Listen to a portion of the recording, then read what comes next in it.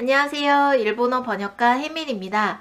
오늘은 일본어 번역가가 JLPT 문제집을 풀어보았다 2탄 청해편입니다. 제가 지금부터 문제를 풀면서 느꼈던 부분에 대해서 이야기하고 JLPT 청해 문제 유형을 소개하고 그리고 문제를 푸는 팁도 드리도록 하겠습니다.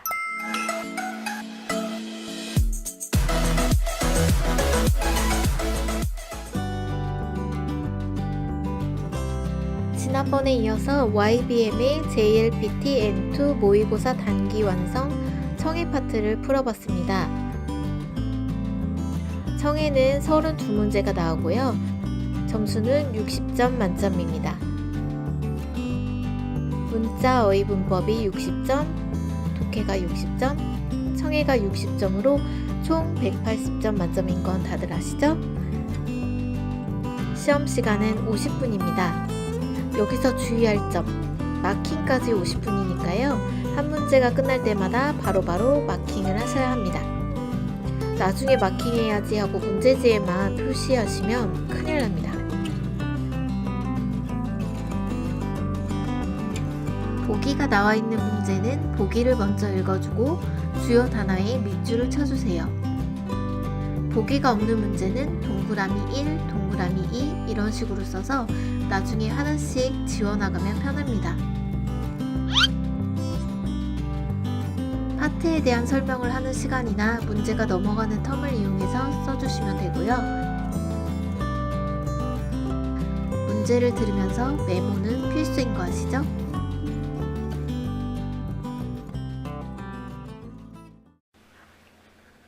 네, JLPT 청해는 크게 5가지 유형의 문제로 나뉘어져 있는데요.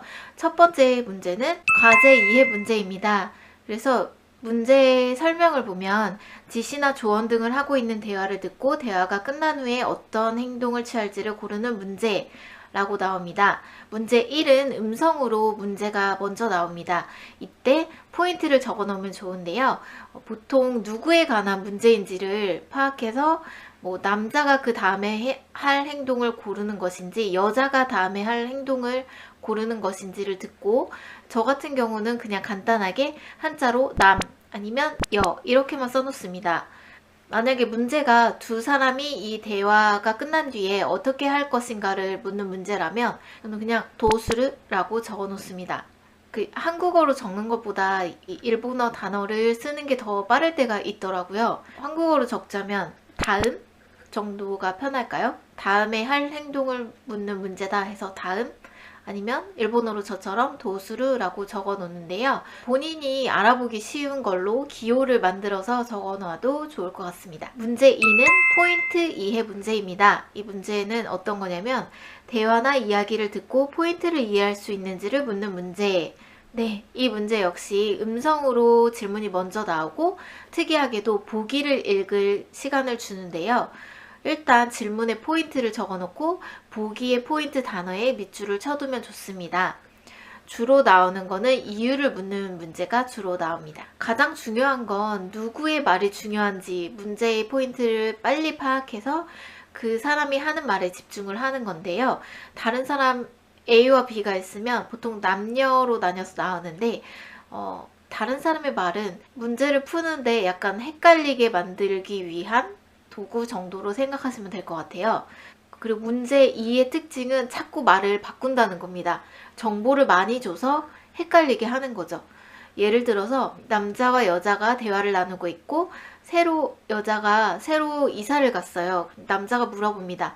새로 이사 간 집에 어떤 점이 가장 좋아요? 라고 물어봤을 때 일단은 이런 점이 좋고 그런데 생각해보니까 이 점도 좋은 것 같아요. 가장 마음에 드는 거는 이런 점이에요 라는 식으로 막 이렇게 말을 바꿔요. 그래서 어떤 게 진짜 포인트인지를 잡아내는 게 중요한데 헷갈리게 만들려고 이치방 아니면 모토, 나니요리모, 소레요리와 라는 단어들을 많이 사용을 합니다. 모찌롱 소노텐모 이 데스가 라고 하거나 이렇게 반전을 주는 경우가 많으니까 가장 중요한 포인트가 뭔지를 캐치하는 연습을 하시면 좋을 것 같습니다. 왜냐하면 문제 2의 가장 큰 테마는 포인트 이해니까요. 문제 3은 개요 이해 문제입니다. 이거는 긴 지문을 듣고 화자의 생각이나 주장 등을 이해할 수 있는지를 묻는 문제라고 하는데, 대화가 아니라 한 사람이 말을 계속 길게 합니다. 문제 용지에 문제는 물론이고 보기도 안 쓰여 있어서 이 하얀 그냥 종이만 있고 메모라고만 써 있어요. 그래서 본인이 듣고 이제 다 적어야 되는데 이것 때문에 당황하실 수 있을 것 같습니다. 질문도 나중에 나오기 때문에 어떤 거에 집중해서 들어야 될지 모르고 그 다음에 초조해져 가지고 일단 뭐든지 다 적자 하다 보면은 이제 헷갈려 가지고 시간도 이 적을 시간도 모자라고 조금 어떻게 보면 망할 수 있는 그런 문제인데요.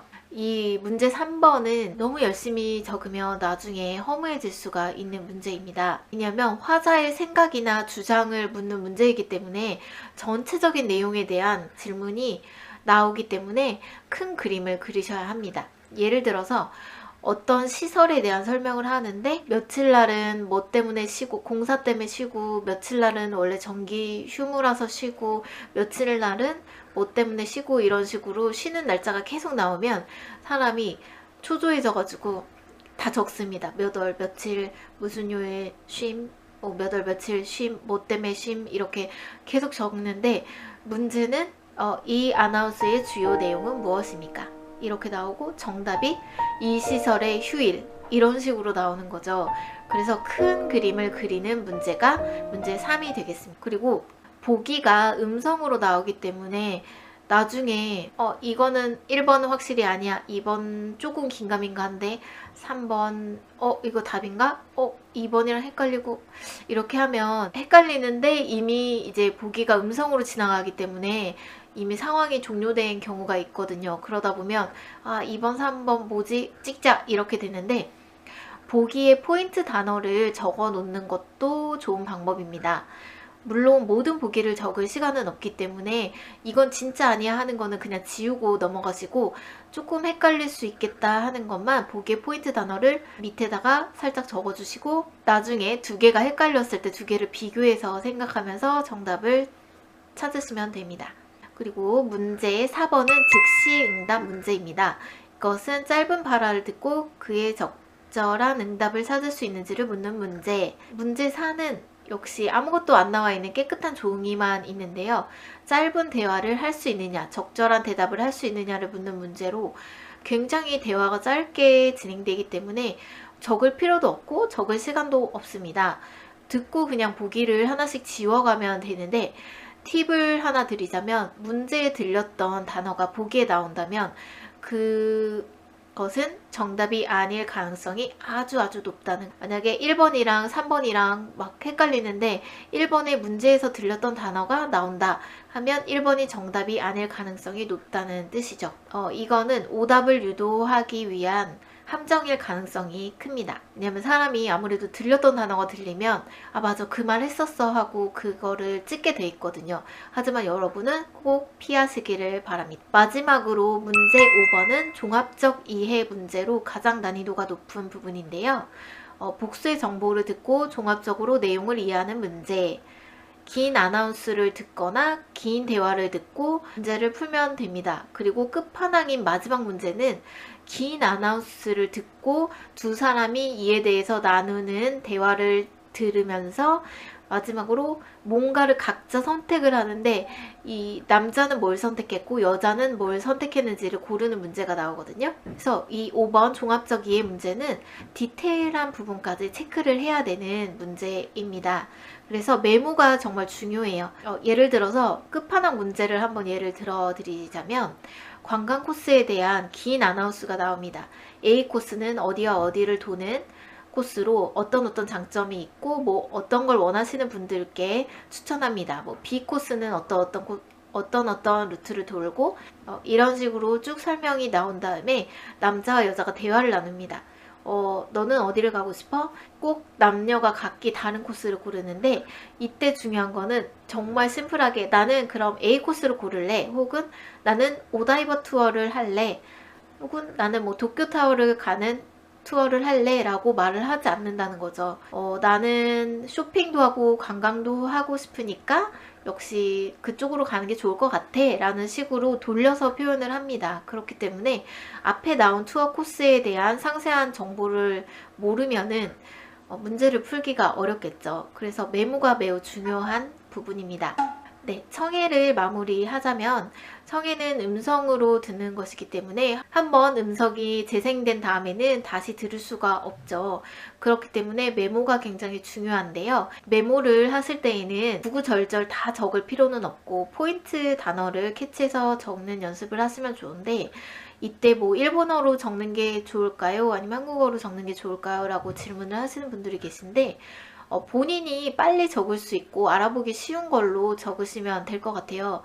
어차피 누가 보는 거 아니니까요. 그냥 한국어로 적는다고 해서 전혀 창피할 게 없고, 나는 그냥 일본어로 들리는 대로 적는 게 편하다 하시는 분은 일본어로 적으시면 되고, 나는 들리는 거를 한국어로 한 번은 해석을 거친 다음에 한국어로 적는 게 더 빠르다 하시는 분은 한국어로 적으시면 됩니다. 청해 문제를 풀 때 가장 중요한 거는 역시 50분 동안 정신줄을 똑바로 붙잡고 있는 거겠죠? 그래도 다행인 건 청해는 비교적 대화로 이루어져 있어서 내용도 그냥 재밌고 정신없이 메모를 하면서 듣다 보면은 시간이 빨리 가는 거가 장점인 것 같아요. 저는 개인적으로 청해가 훨씬 재밌는 것 같습니다. 아무튼 여러분 연습 많이 하셔서 JLPT 시험 잘 보시고 꼭 합격하시기 바랄게요. 그리고 번역가를 꿈꾸신다면 합격이 목표여선 안 되겠죠? 꼭 만점 받으시길 바랄게요. 이 영상이 도움이 되셨다면 구독, 좋아요 꾹꾹 눌러주시고 댓글도 많이 달아주세요. 감사합니다.